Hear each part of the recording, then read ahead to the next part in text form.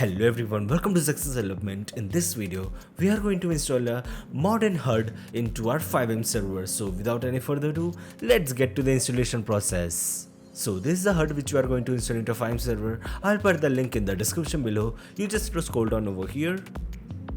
Then click on this GitHub link. Then click on code and download the script. After downloading it, we have to extract the file into our FiveM resource folder.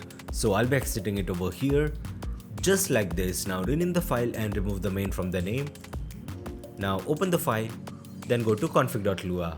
So this is a configuration of the script. In the framework section, I'll be changing the ESX to QB over here. Now this is the command to open the settings for the HUD. So I'll be keeping it default for now. Now before starting up the server, make sure to delete the default HUD script from your resource file.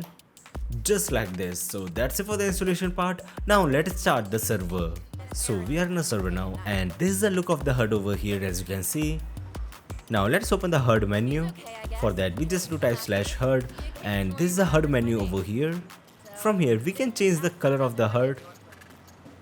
So I'll be changing it to this color.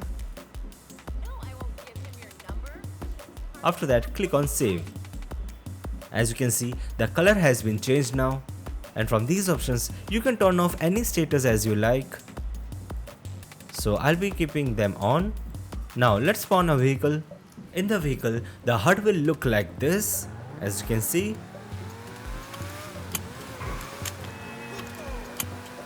So that's it for today's video. I hope you enjoyed the video. If you enjoyed the video, make sure to like the video and subscribe to the channel for more videos related to FiveM development.